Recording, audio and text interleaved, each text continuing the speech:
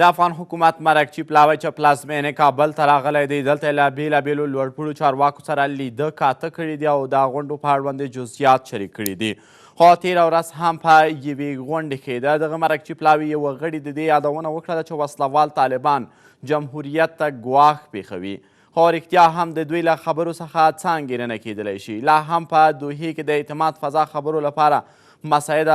شوې نه ده چې دغه راز نیوکې بیا هم په دغه بهیر باندې ترسره کیږي یا دا چې نه دلته ممکن د طالبانو غوښتنې او د افغان حکومت غوښتنې یو څه ناڅه په ټکر کې وي چې دا مذاکرې د میز تر شا به حل کیږي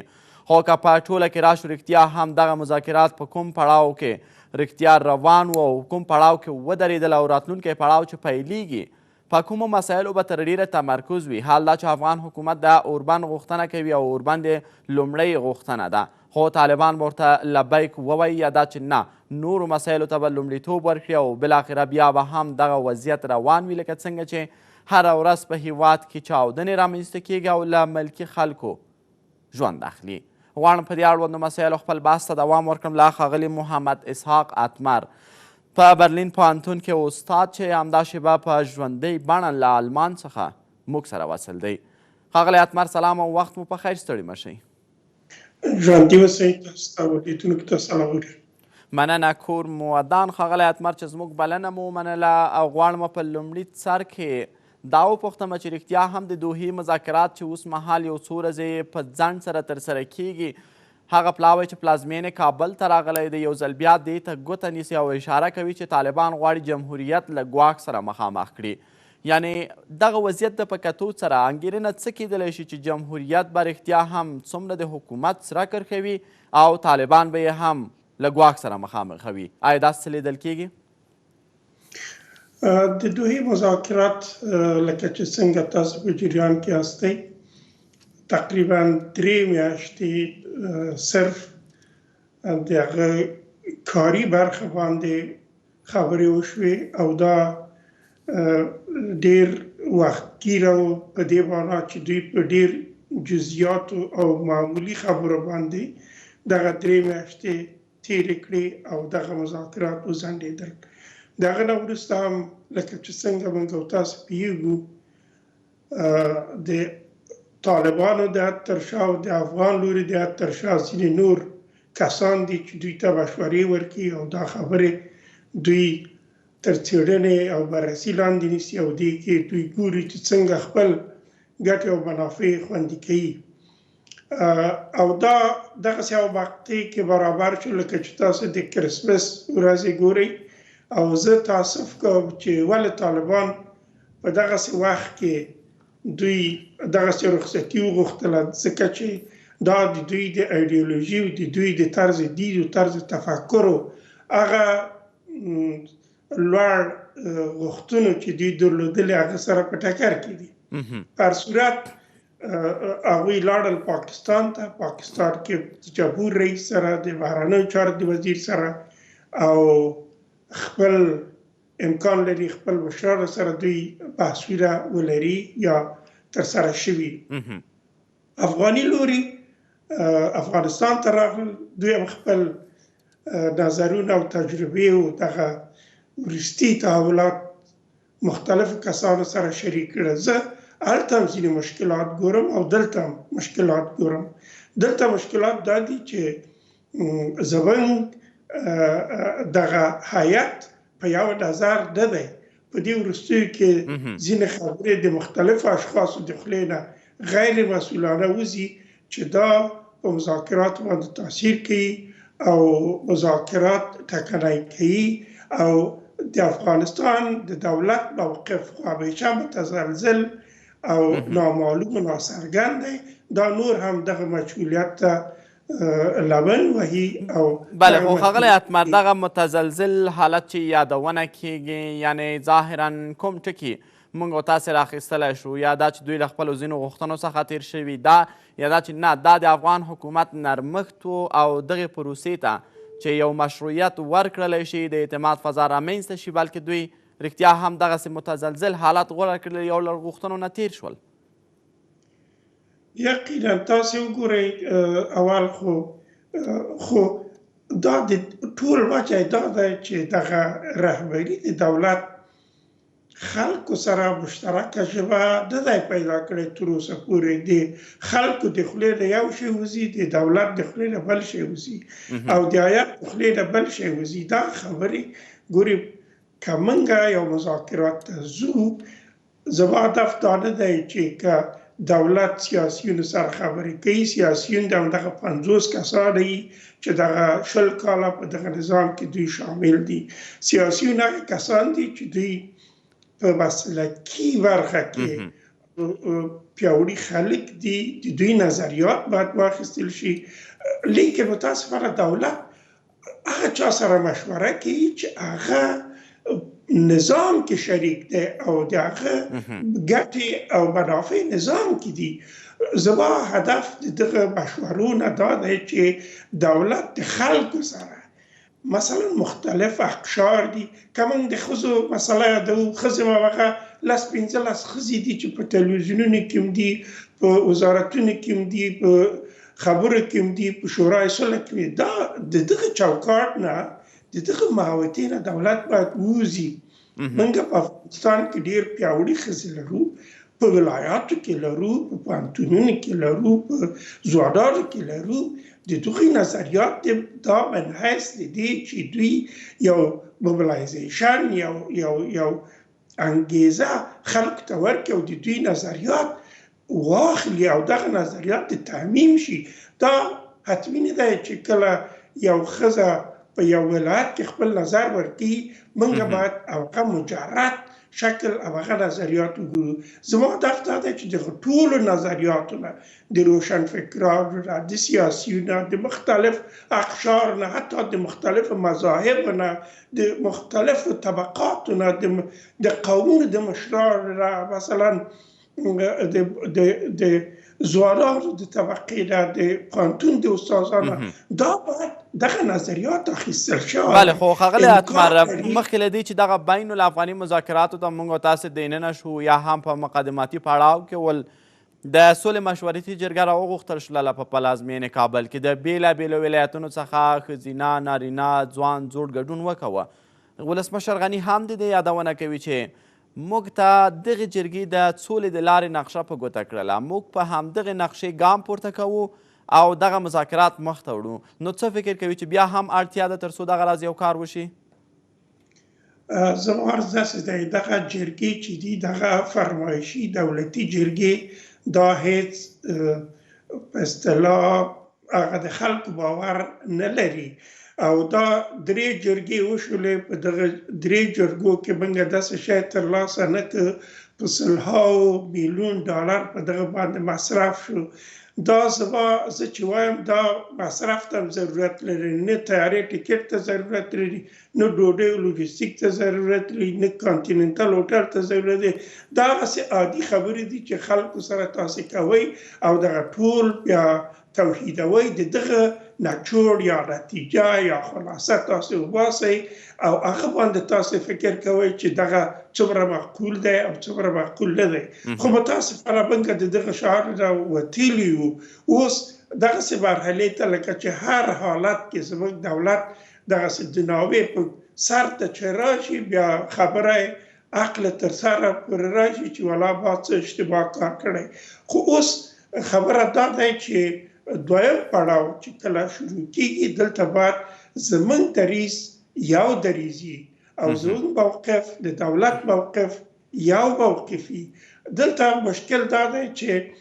لکه چې په دې وروستیو کې موږ ګورو او دا اوس دغه تزلزل ښکاري چې دغه هیات هم په یو خوله نه دی، یعنې مختلف خبرې په مطبوعاتو کې د دوی د خولې نه موږ اورو. او اخواته طالبان هم ګورئ، د افغانستان ډیپلوماسي دلته اوس چیرته دی؟ زما عرض دا دی چې که کله ملا برادر ځي د پاکستان د ولسمشر سره ګوري، د پاکستان د بهرنیو چارو وزیر سره ګوري او په مطبوعاتو کې بیا دا راځي چې دوی د مهاجرینو په برخه کې خبرې وکړي. دا ملا غني برادر ښکاره دی چې دوی ځي د مهاجرینو په باره کې د پاکستان د جمهور رئیس سره خبرې کوي. ولې زموږ دولت دغه اعتراض نه کوي چې پاکستان خپل روابط څنګه توضیح کوي د طالبانو سره؟ هغه طالبان چې تر پرونه پورې په تور لیست کې وو، تر پرونه پورې دهشتګر وو، تر پرونه پورې تروریست وو، نن د هغه توافق په بنسټ چې کوم امریکا سره یې لري، حتی هغه کې دوی ته یو ګروه ویل شوی. نو پاکستان ولې ځان ته دا حق ورکوي چې یو ګروه سره دوی کینی د مهاجرینو په برخه کې تصمیم ونیسي؟ دا د افغانستان د ډیپلوماسي ضعف دی چې دلته باید غږ پورته کړي او دغه موقف هو هغه وخت کې چې طالبان راځي په یو توافق سره دوی بیا خپل حقوقي سټیج ترلاسه کوي، لیکن اوس خو دغه حقوقي سټیج طالب نه لري چې یو بل هېواد ته سفر وکړي. د دوی سفرونه حتی د افغانستان د حکومت مشوره په دې کې شامل دي، دوی ته د دغه سفرونو حق باید محدود شي، ورنکړل شي او دوی چې راځي هغه چا سره چې دوی وایي موږ د طالبان رهبرانو سره خبرې کوو، دغه رهبران چیرته دي؟ تر اوسه دغه رهبران پټ دي. بله، خو ښاغلی اتمر اوس مهال که دغه مسایلو ته به په تیر کې اشاره کېدله چې طالبان له پاکستان سره اړیکه لري، پاکستان یې ملاتړ کوي، نو پاکستان به هم په یو نه او په بل ډول باندې دغه مسله ردوله. همداراز ایران د افغانستان بل ګاونډی هیواد دی، دوی به هم دغه مسایلو ته چې کله لمن وهل کېدله نو خپل لاس لرل به یې له طالبانو سره ردول. اما په لنډو کې د ایران د بهرنیو چارو وزیر جواد ظریف هم په یوې مرکې کې د دې یادونه کوي چې دا سمه ده د ایران په قوانینو کې طالبان یوه تروریستي ډله ده، بلکې د افغانستان او ایران د پولې ساتلو لپاره دوی مجبور دي چې له طالبانو سره په اړیکه کې وي. دا په څه معنا بلل کېدلی شي؟ او بله مسله دا چې له قطر څخه دغه پلاوی راځي پاکستان ته، په پاکستان کې خپلو چارواکو سره ګوري. عملا تازه ویډیو را څرګنده شوې ده چې ملا برادر خبرې کوي خپلو هغو کسانو ته چې طبعا د افغانستان په جګړې کې ټپیان شوي یا د دوی درملنه شوې ده، هلته دوی حضور پیدا کوي او دوی ته ډاډ ورکوي چې ستاسو قرباني به رنګ راوړي او هیڅکله به پرې معامله ونه شي. یعنی دا هغه حقیقتونه دي چې ورځ تر بلې برملا کیږي. نو آیا که چیرته موږ او تاسې غواړو د ایران او د پاکستان لاس لرل له طالبانو سره موږ او تاسې پرې کولی وشو، نو دا د چا د وس خبره ده او څوک باید دغه کار وکړي؟ پاکستان او ایران دوی خپل منافع ګوري. دوی په دې پسې نه دي چې طالبان تروریستان دي که طالبان ښه خلک دي یا په اصطلاح د اسلام پتنګان دي، هغه په دې پورې کار نه لري. هر یو هم ایران هم پاکستان دوی د خپل د منافعو، د خپل د ګټو او خپل د ډیپلوماسي د رویه د دوی برخورد دی. که دغه نن دغه طالبان بیا امریکایان پسې واخلي، نه به پاکستان بیا د خپل منافع وګوري او نه به ایران وګوري، بلکې هغوی به د امریکا زور ته ګوري چې امریکا کوم خواته روان دی، دوی به خپل ستراتیژي پالیسي هماغسې جوړوي. د پاکستان د مقاماتو کتل د طالبانو سره په دې معنا دی چې دوی د طالبانو نه استفاده کول غواړي او هغوی نه د پاکستان د منافعو او د پاکستان د ګټو خوندي کېدل غواړي. ایرانیان د جواد ظریف مرکه با خپله په دقیقه توګه وکتله. تاسو وګورئ چې کله حتی ایراني ډیپلوماتان وژل کېږي، هم دوی اوس تر هغه حده مخته نیسي کوم چې په ایران په همغه وخت کې د افغانستان په سرحداتو کې لشکرکشي وکړه. اوس ګورئ دا ډیپلوماسي دی. دوی غواړي چې د دغه حالاتو نه په خپل ګټه څنګه استفاده وکړي. زما هدف داسې یو شی دی چې موږ د افغانستان دولت نظام دوی باید دغه ډیپلوماسیګانو باندې پوه شي چې څنګه په کوم موقع کې د ملي ګټو دپاره، د افغانستان د ګټو دپاره دوی خپل ګټې څنګه خوندي ساتلی شي. بله، خو آیا په بخښنې سره ښاغلی اتمر که چیرته دوی د خپلو ګټو د خوندي کولو تابیا لري او هغه هم د طالب په وسیله یې غواړي خوندي کړي، نو که چیرته طالب له نظام سره یو ځای کیږي نو موږ او تاسې د دوی ګټې په خطر کې لیدلی شو، یا دا چې نه دوی نه غواړي چې اصلا دغه راز یو کار دی وشي چې طالب د په نظام کې ګډ وي، بلکې د دوی اهداف به بیا نه ترلاسه کیږي؟ اوس خو دا یو واقعیت دی، ګرچې ډېر تریخ واقعیت دی، تریخ حقیقت دی، لیکن نړۍ په دې باور کې یو زه فکر کوم چې دا د ترامپ تاریخي اشتباه ده او د دې بیه به افغانان په راتلونکي کلونو کې پرې کوي. د سیمې هېوادونه هغسې یو معاملې ته تللي دي چې د دې بیه به دوی هم په راتلونکي کلونو کې پرې کوي. اوس خو متاسفانه دغه یو حقیقت دی چې طالبان یو قوت دی او دوی باید ومنل شي. اوس راځئ دغسې یو حالت سره موږ ګزاره وکړو چې که طالبان په نظام کې شریک کیږي آینده نظام به څنګه وي، ځکه چې جنگ نتیجه ورنکړه یا دغه قوتونو ونه غوښتل چې دغه جنگ نتیجه ورکړي. لکه څنګه چې زما تحلیل و برداشت دغسې دی چې امریکایانو په لوی لاس ونه غوښتل چې د افغانستان دغه دیموکراسي پیاوړې کړي او یو ثبات افغانستان ته راوړي او افغانستان د دغه 40-50 کلنې جګړې نه وباسي. دا حقیقت کې د بحران هغه مدیریت دی چې اوس هم امریکایان کوي او دا د امریکایي ګټو او منافعو دپاره دی چې افغانان د هغه قربانیان دي او په راتلونکي کې به که زما دغه برداشت غلط نه وي موږ به د ډېرو تحولاتو شاهدان په دې سیمه کې اوسو او دغه صرف د دې په خاطر دی چې افغانان قرباني شوي دي او امریکایان او د امریکا پلویان یا د سیمې هیوادونه دوی خپل اهداف او دوی خپل ستراتیژیګانو ته نږدې کیږي چې موږ افغانان د هغه قربانیان یو. اوس دا یو حقیقت دی او دا یو تریخ حقیقت دی. اوس راځئ په دې باندې خپل فکرونه جوړ کړو چې څنګه موږ ګډ دغه نظام ایجادولی شو، څنګه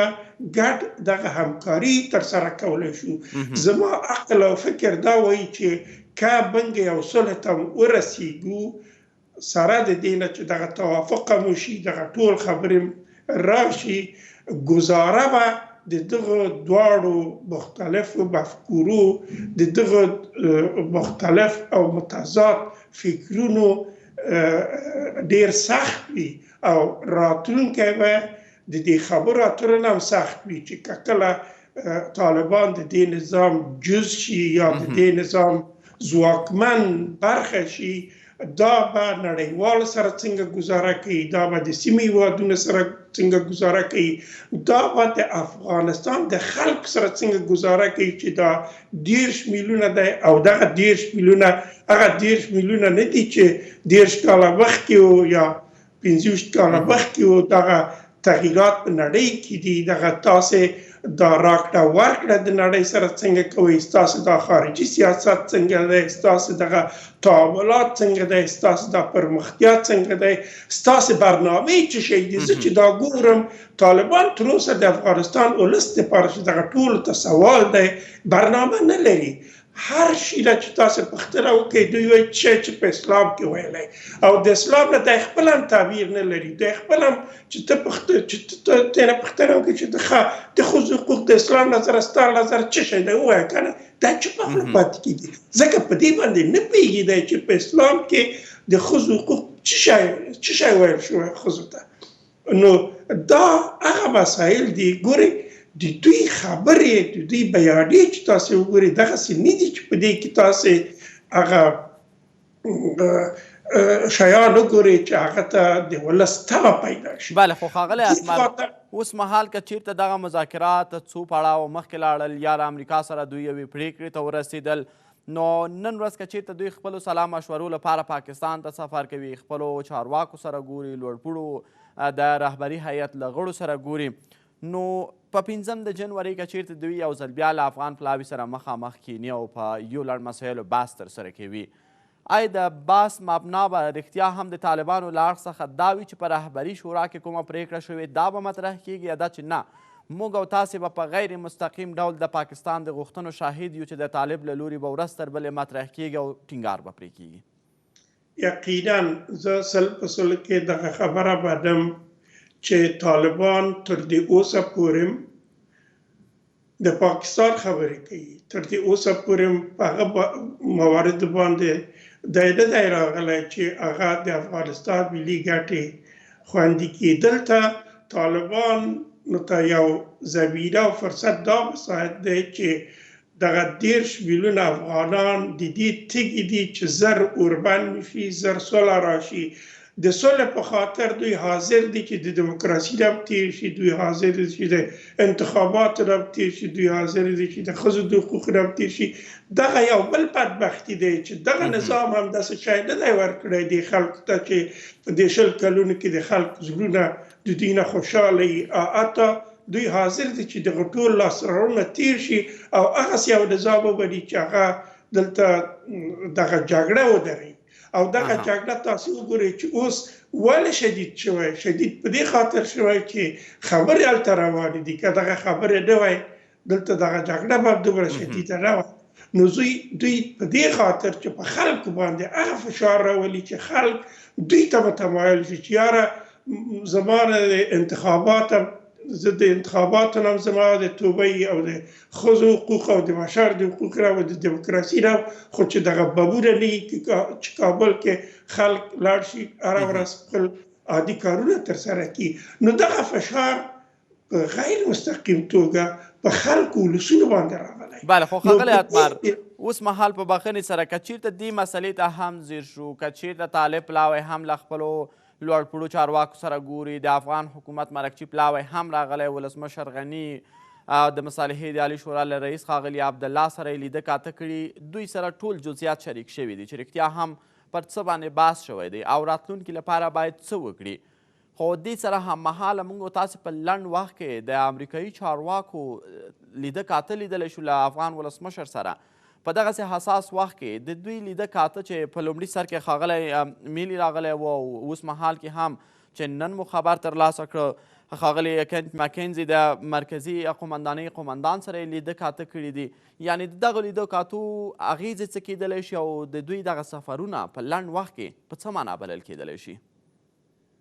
ګورې په همغه ورځ چې طالبانو قطر کې امریکا سره توافقنامه لاسلیک کړه، دلته په کابل کې د امریکا د دفاع وزیر او د ناتو منشي کابل کې دوی هم یو توافق لاسلیک کړ. همدغه بحران امریکایان راولي، همدغه بحران امریکایان نړۍ ته راولي. امریکا یو نظامي سرمایه‌داري هیواد دی چې دوی بې د جنګ ګزاره نشي کولی. همدغه منځني ختیځ دوی تباه نه کړ، همدغه جنگ په افغانستان کې دوی را نه وسته، همدغه داعش، القاعده او 20 تروریستي ډلې د دوی په حضور کې افغانستان کې منځته رانغللې. همدغه کرزي صاحب دغه خبره نه کوه چې خپله رئیس جمهور چې دغه طیارې راځي او شمال ته ځي او ښکته کېږي. او اوس تاسې هغه ګورئ چې څوک یې بدخشان کې دی او څوک یې فاریاب کې دی او څوک یې د پیپکوزي کې دی، بادغیس کې دی. نو دغه خبرې هغه خبرې دي چې امریکایانو صادقانه افغانانو سره لاس نه دی ورکړی. او زما شک په دې راځي چې خدای نخواسته د طالبانو په راتګ سره افغانستان یو بلې جګړې ته د سیمه ییزې جګړې ته داخل نشي. او دا ډېر محتمل دی، امکان لري، ځکه چې امریکایان د اسرائیلو او د عربانو ترمنځ تر یو اندازې پورې دغه مناسبات جوړ کړي دي. د سعودي عربستان، د امارات اسلامي، د سودان د دوی په رسمیت پیژندله د اسرائیل سره دا معنا لري چې دوی غواړي چې په سیمه کې یو بل بحران رامنځته کړي او دغه بحران دومره وغځي چې منځني اسیا، ایران، افغانستان په دې کې راښکېل کړي او دا د سیمې د بې ثباته کولو. بله، خو ښاغلی اتمر په بخښنې سره اوس مهال کې که چېرته دغه پلاوی راځي پلازمینې کابل کې له ولسمشر سره ګوري، په تیر کې هم نیوکې دا وې چې حکومت د امریکا تر فشار لاندې دی او د امریکا د فشارونو په وجه د یو ډول غوښتنو څخه تیریږي. اوس مهال کې هم چې دغه پلاوی راځي، یعنې موږ او تاسې د فشار یادونه کولی شو چې په افغان حکومت به یې واردوي؟ اوس خو سړی نشي ویلی چې فشار، ځکه فشار خو هغوی داسې